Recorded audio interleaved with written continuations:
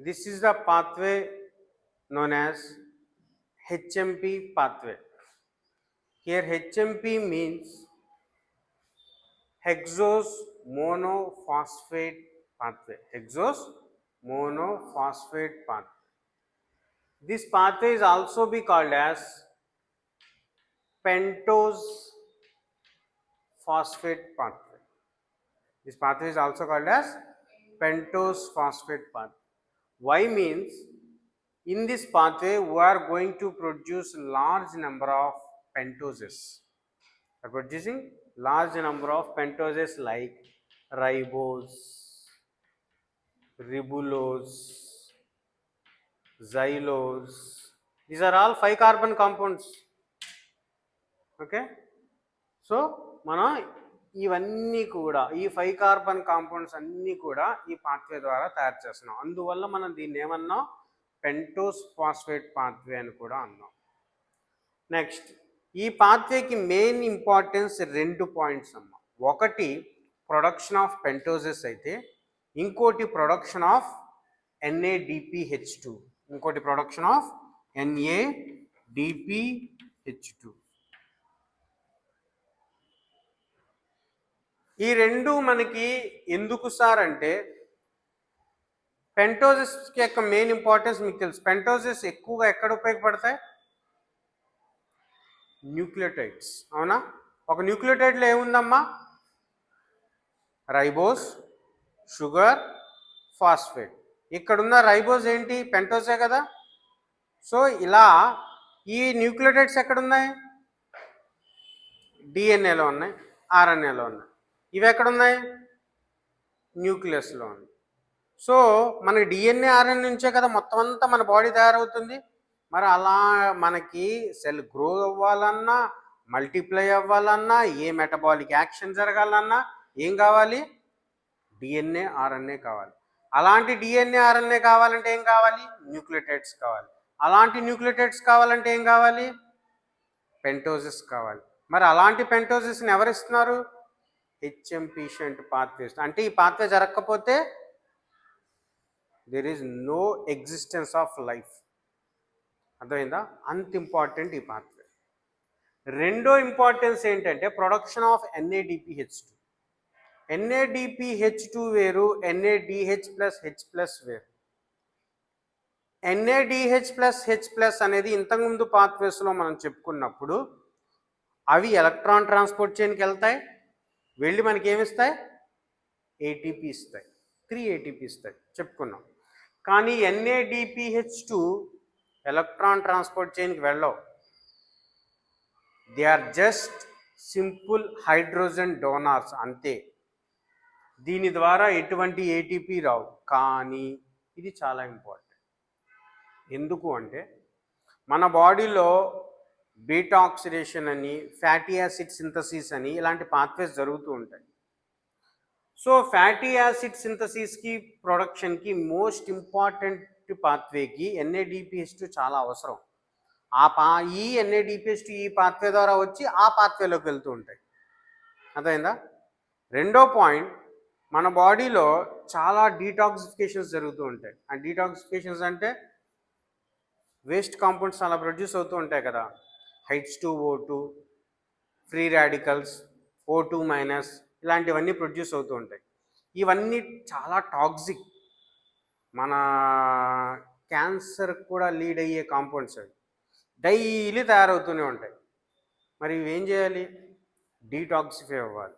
అంటే ఎలక్ట్రాన్స్ దాని నుంచి తీసేయడము, దాని నుంచి యాడ్ చేయడం, ఓవరాల్గా వేరే కాంపౌండ్స్లో కలిపి నాన్ టాక్సిక్గా మార్చడము, ఇలాంటి డీటాక్సిఫికేషన్ అన్నీ జరగాలి అంటే డీటాక్సిఫికేషన్ చేసే ఎంజైమ్స్ ఉన్నాయి కొన్ని, సూపర్ ఆక్సైడ్ డిస్ముటేజ్ అని, కెటలేజ్ అని. అలాంటి ఎంజైమ్స్కి ఈ NADPH2 అనేది ఖచ్చితంగా కావాలి. సో బాడీలో మోస్ట్ ఇంపార్టెంట్ 2 మెకానిజమ్స్కి కావాల్సిన పదార్థాలని HMP షంట్ పాత్వే అనేది ఇస్తుంది. అందువల్ల ఈ పాత్వే చాలా important. Okay. And HMP shunt pathway is mostly anabolic. Anabolic అంటే మీ అందరికీ తెలుసు. ఏంటి ఎనబాలిక్ అంటే? సింథసిస్, తయారు చేయడాన్ని ఎనబాలిక్. బ్రేక్ డౌన్ చేయడాన్ని కెటబాలిజం అంటారు. So this is mostly anabolic, అంటే ఇందులో కాంపౌండ్స్ అనేది ఎక్కువగా తయారవుతూ ఉంటాయి, అర్థమైందా? అందువల్ల దీన్ని ఎనబాలిక్ అన్నాం. అండ్ ఈ పాత్వే ఎక్కడ జరుగుతుంది సార్ అంటే సైటోసాల్లో జరుగుతుంది. ఎక్కడ జరుగుతుంది? సైటోసాల్లో ఎక్కువగా జరుగుతుంది. And this is an alternative pathway for glucose. This is an alternative pathway for glucose. For example, అసలు ఈ పాత్వే ఎప్పుడు జరగాలి సార్ అంటే, మీరే ఉన్నారు, ఏం జరుగుతుందంటే గ్లూకోజ్ తీసుకున్నారు, మీ బాడీకి ఎనర్జీ కావాలి, అప్పుడు ఏం జరుగుతుంది? పాత్వే ఎనర్జీ కావాలంటే ఏం జరుగుతుంది? గ్లైకాలసిస్ జరుగుతుంది, అవునా? ఎనర్జీ కావాలంటే ఏం జరుగుతుంది? గ్లైకాలసిస్. గ్లూకోజే కదా తినేది, దాని నుంచి ఏమొస్తుంది? ఎనర్జీ. అది ఎక్కడికి వెళ్తుంది? టీసీకి వెళ్తుంది, దాని నుంచి మళ్ళీ ఎనర్జీ వస్తుంది. నీ దగ్గర ఫుల్ ఫ్లెడ్జెడ్గా ఎనర్జీ ఉంది, ఇంక నీకు అవసరం లేదు. కానీ గ్లూకోజ్ నువ్వు తీసుకున్నావు. మీకు ఒకటి గుర్తుపెట్టుకోండి, ఒక్కసారి మీ బాడీలో గ్లూకోజ్ వెళ్ళిన తర్వాత, మీ టిష్యూస్ నుంచి మీ సెల్స్కి వెళ్ళిన తర్వాత, గ్లూకోజ్ సెల్ లోపలికి వెళ్తే, గ్లూకోజ్ సెల్ లోపలికి వెళ్తే ఖచ్చితంగా అది గ్లూకోజ్ 6-ఫాస్ఫేట్గా మారిపోతుంది. గ్లూకోజ్ 6-ఫాస్ఫేట్గా మారిపోతుంది. ఎందుకు సార్ అంటే, అలా మారకపోతే ఈ గ్లూకోజ్ బయటకు వచ్చేస్తుంది. దాన్ని బయటకు పంపడం సెల్కి ఇష్టం లేదు, కాబట్టి అది ఎట్టి పరిస్థితుల్లో గ్లూకోజ్ 6-ఫాస్ఫేట్గా మారిపోతుంది. గ్లూకోజ్ 6-ఫాస్ఫేట్గా మారిపోయిన తర్వాత నీకు ఎనర్జీ అవసరం, అప్పుడు ఈ పాత్ర ఎటు వెళ్తుంది? గ్లైకాలసిస్. నీకు ఎనర్జీ అవసరం లేదు, ప్రజెంట్ చాలా ఎనర్జీ ఉంది, అప్పుడు బాడీ ఏం చేస్తుంది? నాకు ఇంకేం కావాలి అన్నది ఆలోచిస్తుంది. అలా ఆలోచించుకున్నప్పుడు ఈ పెంటోజెస్, NADPH మనకి డైలీ అవసరంగా. మీ బాడీలో సెల్స్ చచ్చిపోతూ ఉంటాయి, ప్రొడ్యూస్ అవుతూ ఉంటాయి, అవునా? మీరు 20 years ఏజ్ వరకు గ్రో అయ్యే వరకు కావాలి. దాని తర్వాత డీటాక్సిఫికేషన్స్ లైఫ్ లాంగ్ జరగాలి. ఇవన్నీ అంటే ఈ పాత్ర ఏంటి? రోజు జరగాలి. సో ఏ టైంలో అయితే మీకు ఎనర్జీ అవసరం లేదో ఆ టైంలో ఏం చేయాలి? ఇది ఈ పాత్వేని నడపాలి. ఎందుకు? పెంటోజెస్ తయారు చేసుకోవడానికి, NADPH2 తయారు చేసుకోవడానికి, అర్థమైందా? సో ఒక్కసారి గ్లూకోజ్ 6-ఫాస్ఫేట్ మారిన తర్వాత సెల్కి ఎనర్జీ కావాలంటే గ్లైకాలసిస్కి వెళ్తుంది, ఎనర్జీ వద్దనుకుంటే వేరే ఆల్టర్నేటివ్ ఏదో పాత్వే వెతుక్కుంటుంది. అలా వెతుక్కునే పాత్వేల్లో ఒకటి HMP షంట్ పాత్వే. ఆ టైంలో ఇదేం తయారు చేసుకుంటుంది? పెంటోజెస్, NADPH2 తయారు. అందుకనే నేను ఏమన్నాను, ఇది this is an alternative pathway for glucose. ఓకేనా? చూడండి, ఇందులో ఎక్కడా కూడా ATP కన్జ్యూమ్ అవ్వడం కానీ ATP రిలీజ్ అవ్వడం కానీ రెండూ జరగవు. ATP కన్జ్యూమ్ అవ్వడం జరగదు, అంటే యూటిలైజ్ అవ్వదు, ఎక్కడ ఇవ్వదు కూడా, జస్ట్ పాత్వే జరుగుతుంది. అండ్ ఎందుకు అలా అంటే, ఫస్ట్ గ్లూకోజ్తో మనం స్టార్ట్ చేస్తుంటే దాన్ని గ్లూకోజ్ 6-ఫాస్ఫేట్గా మార్చడానికి మనం ఒక ATP పెట్టాల్సి వచ్చేది. కానీ పాత్వే స్టార్టింగ్ ఎవరితో స్టార్ట్ అవుతుంది? గ్లూకోజ్ 6-ఫాస్ఫేట్తో తయారవుతుంది, అర్థమైందా? అందువల్ల మనం ఎటువంటి ATP ఎక్కడా కూడా ఎనర్జీ కన్జ్యూమ్ చేయట్లేదు. సో గ్లూకోజ్ 6-ఫాస్ఫేట్ ఎన్ని కార్బన్? ఇది 6 కార్బన్. అంటే ఈ పాత్వే జరుగుతున్నప్పుడు ఒక్క సింగిల్ మాలిక్యూల్తో జరగదు. అంటే మీకు 6 గ్లూకోజులు సెల్ లోపలికి వెళ్ళినాయి అనుకోండి, 6 గ్లూకోజ్ మాలిక్యూల్స్. 6 గ్లూకోజ్ మాలిక్యూల్స్ ఏమవుతాయి? 6 గ్లూకోజ్ 6-ఫాస్ఫేట్స్గా మారుతాయి, అవునా? 6 గ్లూకోజ్ 6-ఫాస్ఫేట్స్గా మారాక నాకు ఎనర్జీ అవసరం లేదనుకుంటే ఈ పాత్వేకి వస్తాయి. అంటే ఇప్పుడు పాత్వే ఎంతమందితో స్టార్ట్ అవుతుంది? 6 మాలిక్యూల్స్ ఆఫ్ గ్లూకోజ్ 6-ఫాస్ఫేట్. ఇక్కడ 6 పెట్టాను చూసారా? here 6 means 6 molecules. గ్లూకోజ్ 6-ఫాస్ఫేట్ ఎన్ని కార్బన్? 6 కార్బన్. 6 into 6 36, అవునా? సో 36 కార్బన్ కాంపౌండ్తో మీరు స్టార్ట్ చేస్తున్నారు పాత్వేని. సో ఈ పాత్వే మళ్ళీ 2 విధాలుగా విడిపోతుంది. One is oxidative phase, another one non oxidative phase. మీకు ఆల్రెడీ తెలుసు ఆక్సిడేషన్ అంటే ఏంటి? Loss of electrons.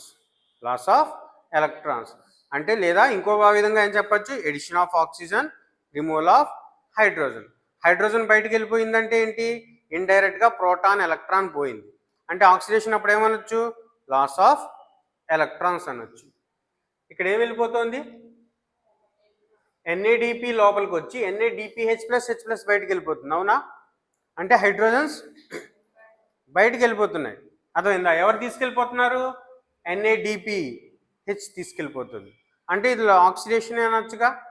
సో ఈ పాత్వే 2 స్టెప్స్లో జరుగుతుంది. అంటే గ్లూకోజ్ 6 ఫాస్ఫేట్ నుంచి రిబులోస్ 5 ఫాస్ఫేట్ దాకా జరిగే పాత్వే ఆక్సిడేటివ్ పాత్వే. ఇక్కడ నుంచి ఇదంతా జరుగుతుంది చూసారా? ఇదంతా కూడా నాన్ ఆక్సిడేటివ్ పాత్వే. ఇందులో ఎక్కడ ఆక్సిడేషన్, రిడక్షన్ ఏం జరగవు. ఇక్కడ ఈ 2 స్టెప్స్లో మాత్రం ఆక్సిడేషన్ జరుగుతుంది. అందువల్ల దీన్ని ఆక్సిడేటివ్ పాత్వే అన్నాం. ఓకేనా? అది చూడండి, 6 molecules of glucose 6 phosphate with each one 6 carbon is converted into the 6-phosphogluconolactone. ఇక్కడ ఏం చెప్పాను నేను? NADPH ప్లస్ H ప్లస్ వెళ్ళిపోయింది అంతే. ఇక్కడున్న ఫాస్ఫేట్ ఇక్కడే ఉంది. సో కాబట్టి ఇక్కడున్న ఫాస్ఫేట్ ఇక్కడే ఉంది. ఇక్కడున్న 6 molecules, ఇక్కడున్న 6 molecules వచ్చినాయి. ఎక్కడ ఎటువంటి కార్బన్ బయటికి వెళ్ళలేదు. అంటే అది ఖచ్చితంగా 6 కార్బన్ ఉంది, 6 molecules ఉన్నాయి. ఓకేనా? So it is converted into the 6-phosphogluconolactone. ఓకేనా? 6-phosphogluconolactone. సో ఇప్పుడు మనకి 6 గ్లూకోజ్ 6 ఫాస్ఫేట్లకి 6 6 NADPలు లోపలికి వస్తాయి. ఎన్ని బయటకు వెళ్తాయి? 6 NADPHలు బయటకు వస్తాయి. అంటే 6 NADPH2 ఆల్రెడీ ప్రొడ్యూస్ చేసాం మనం. అర్థమైందా? So 6-phosphogluconolactone in presence of addition of 6 water molecules. ఒక్కొక్క మాలిక్యూల్కి ఒక్కొక్క వాటర్ మాలిక్యూల్, 6 moleculesకి 6 వాటర్ మాలిక్యూల్స్ యాడ్ అవుతాయి. In the place of gluconolactone hydrolase to form 6-phosphogluconate. ఇక్కడ కూడా ఎటువంటి కార్బన్ బయటికి వెళ్ళడం, లోపలికి రావడం జరగలే. సో కాబట్టి 6 molecules అలాగే ఉన్నాయి, 6 కార్బన్, ఈచ్ మాలిక్యూల్లో 6 కార్బన్ అలాగే ఉంది. So next step, 6-phosphogluconate in the presence of 6 NADPలు లోపలికి వస్తున్నాయి రియాక్షన్లోకి. ఓకేనా? 6 NADPH ప్లస్ 6H ప్లస్గా బయటికి వెళ్ళిపోతున్నాయి. అంటే ఏంటి? మళ్ళీ ఆక్సిడేషన్ జరుగుతుంది. అవునా? హైడ్రోజన్ బయటికి వెళ్తున్నాయి కదా, మళ్ళీ ఆక్సిడేషన్ జరుగుతుంది. సో అందుకనే 6 NADPలు వచ్చి 6 NADPHలుగా బయటికి వెళ్ళిపోతున్నాయి. ఈ రియాక్షన్ క్యాటలైజ్ చేసేది ఫాస్ఫోగ్లూకోనేట్ డీహైడ్రోజన్. మీకు తెలుసు డీహైడ్రోజనేజ్ అంటే ఖచ్చితంగా హైడ్రోజన్స్ బయటికి వెళ్ళిపోతాయి. ఓకేనా? కాకపోతే ఇక్కడ చిన్న ప్రాబ్లం ఏంటంటే, ఇక్కడ ఎన్ని మాలిక్యూల్స్ ఉన్నాయి? ఇక్కడ ఎన్ని ఉన్నాయి? ఇక్కడ ఎన్ని ఉన్నాయి? ఇక్కడ ఎన్ని ఉన్నాయి? 6 ఉన్నాయి. కానీ 6 ఏ ఉన్నాయి అన్నది ఇంపార్టెంట్. చూడండి ఇక్కడ 6-phosphogluconate ఒక్కొక్కటి ఎన్ని కార్బన్? 6 కార్బన్. ఎన్ని మాలిక్యూల్స్ ఉన్నాయి? 6. ఇక్కడ 6 × 6 = 36 ఉంది. ఇక్కడ 6 × 6 = 36 ఉంది. ఇక్కడ 6 CO2లు బయటికి వెళ్ళిపోతున్నాయి. ఎన్ని? 6 CO2లు బయటికి వెళ్ళిపోతున్నాయి. అంటే ఒక్కొక్క మాలిక్యూల్ నుంచి ఒక్కొక్క CO2 బయటికి వెళ్ళిపోతుంది. సో కాబట్టి 6 molecules ఆఫ్ రిబులోస్ 5 ఫాస్ఫేట్ వచ్చింది. రిబులోస్ 5 ఫాస్ఫేట్ ఎన్ని కార్బన్? ఒకటి 5 కార్బన్. రిబులోస్ 5 ఫాస్ఫేట్ ఎన్ని కార్బన్? ఇలాంటివి ఎన్ని ఉన్నాయి? 6 ఉన్నాయి కదా. ఓకేనా? 6 × 6 ఇక్కడ ఒక్కొక్కటి ఎన్ని కార్బన్? 6 కార్బన్. ఎన్ని ఉన్నాయి? 6 ఉన్నాయి. ఒక్కొక్క మాలిక్యూల్ నుంచి ఒక్కొక్క CO2 పోయింది. అర్థమైందా?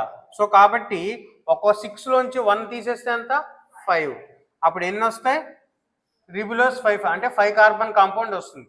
ఎన్ని వస్తాయి? 6 వస్తాయి. అంతేనా?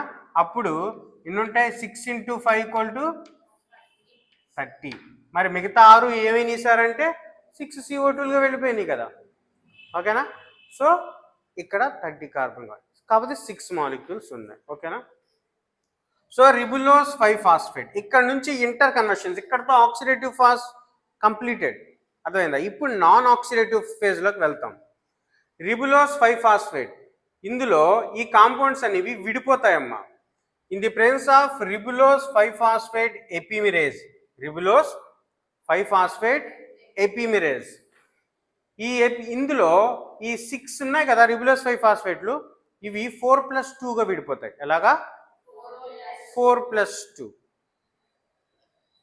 ఎలా అంటే ఈ ఎంజైమ్ సమక్షంలో 4 రిబులోస్ 5 ఫాస్ఫేట్లు 4 జైలోస్ 5 ఫాస్ఫేట్లుగా మారుతాయి. 6 మాలిక్యూల్స్లో 4 మాలిక్యూల్స్ 4 జైలోస్ 5 ఫాస్ఫేట్లుగా మారుతాయి. ఇంకెన్ని ఉన్నాయి? 2 మాలిక్యూల్స్ ఎలా మారుతాయి? రిబులోస్ 5 ఫాస్ఫేట్గా మారుతాయి. ఓకేనా? సరిపోయిందిగా? 4+2. ఇక్కడ ఎన్ని వచ్చినాయి జైలోస్ 5 ఫాస్ఫేట్లు? 4. ఒక్కొక్కటి ఎన్ని కార్బన్? 4 × 5 20. ఇక్కడ 2 వచ్చినాయి. సో 2 × ఎంత? 20 + 10 30. ఇక్కడ కూడా 30 ఉన్నా. సరిపోయిందిగా? ఓకేనా? సో ఇలా మనకి ఈ ఇంటర్ కన్వర్షన్ అనేది జరుగుతుంది.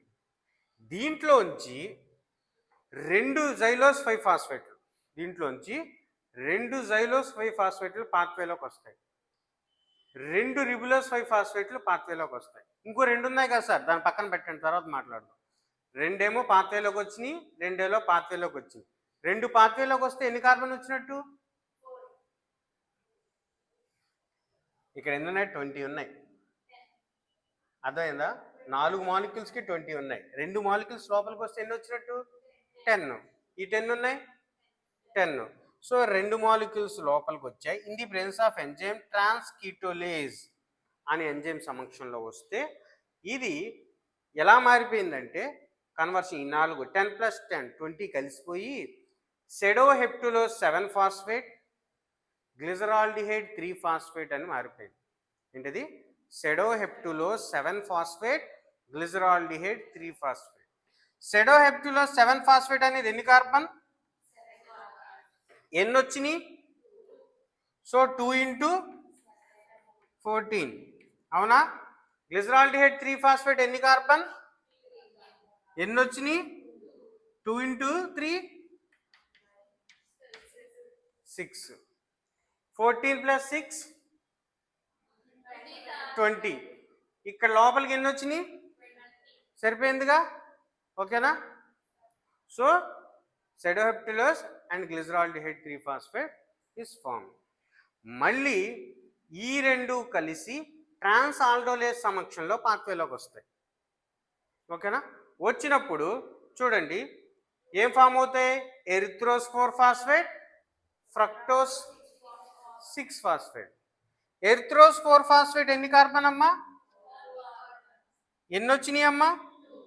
2 × 4 8. ఇది ఫ్రక్టోస్ 6 ఫాస్ఫేట్ ఎన్ని కార్బన్? ఎన్ని వచ్చినాయి? 2 × ఎంత? 12. 12 + 8 20. ఇక్కడ లోపలికి వచ్చినాయి ఎన్ని? సరిపోయిందిగా? సో ఇక్కడ ఈ 2 ఫ్రక్టోస్ 6 ఫాస్ఫేట్లను పక్కన పెట్టేయండి. ఓకేనా? ఇక్కడ 2 తీసుకున్నా, 2 వదిలేసాం ఇందాక, గుర్తుంది కదా? సో 2 జైలోస్ 5 ఫాస్ఫేట్లు ఈ 2 ఎరిథ్రోస్ ఫాస్ఫేట్లతో కలుస్తాయి. అదే ఇక్కడ ఎరిథ్రోస్ ఫాస్ఫేట్ ఫామ్ అయింది కదా, ఈ ఎరిథ్రోస్ ఫాస్ఫేట్ ఇలా పైకి వెళ్తుంది. ఇక్కడ నుంచి 2 మిగిలిపోయినాయి కదా, ఈ 2 ఇలా వస్తుంది. 2 జైలోస్ 5 ఫాస్ఫేట్లు వస్తే ఎంత?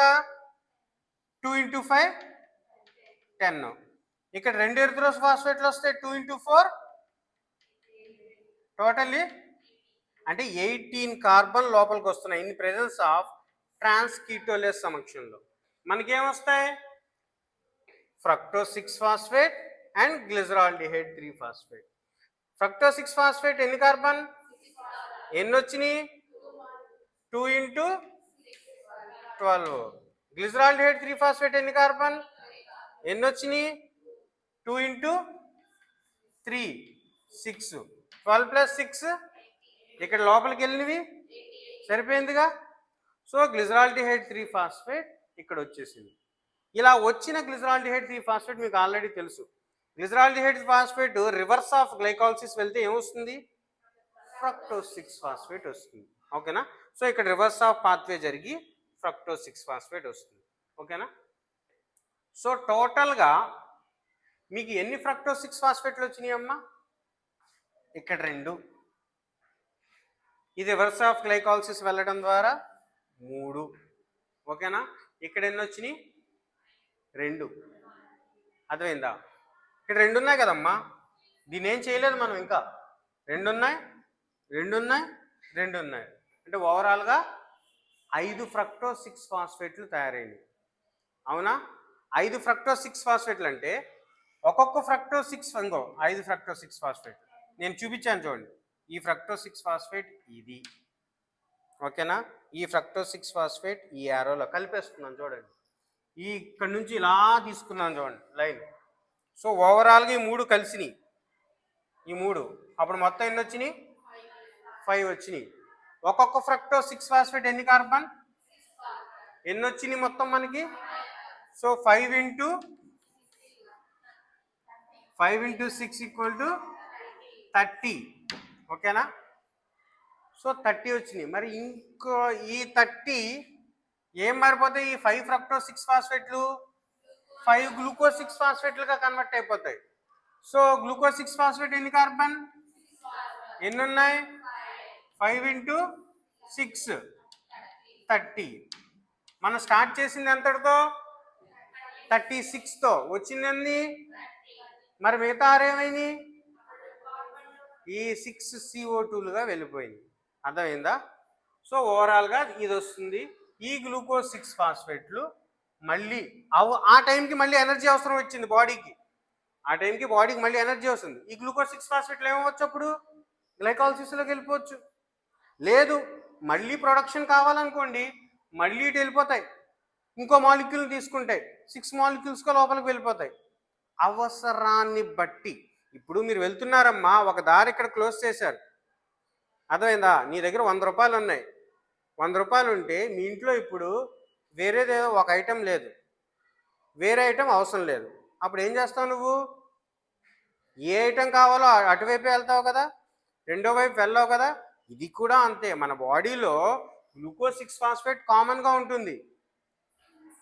నీకు ఎనర్జీ కావాలి అంటే గ్లైకాలసిస్ వైపు వెళ్తుంది. నీకు ఎనర్జీ అవసరం లేదు అనుకుంటే ఈ పాత్వేలోకి వెళ్తుంది. ఓకేనా? ఆ విధంగా మనకి హెచ్ఎంపి షంట్ పాత్వే.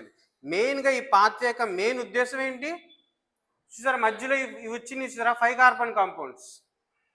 ఇవి అవసరం ఉన్నప్పుడు ఇవి మనకి డిఎన్ఏ సింథసిస్, ఆర్ఎన్ఏ సింథసిస్కి వెళ్ళిపోతాయి. అంటే ఈ పాత్వే మధ్యలో అబ్స్ట్రక్ట్ అయినా ఇవి డిఎన్ఏ సింథసిస్, ఆర్ఎన్ఏ సింథసిస్కి వెళ్ళిపోతాయి. అలాగే మనకి స్టార్టింగ్లో మొత్తం ఎన్ని NADPHలు వచ్చినాయి దీంట్లో? మనకి మొత్తం ఎన్ని NADPHలు వచ్చినాయి?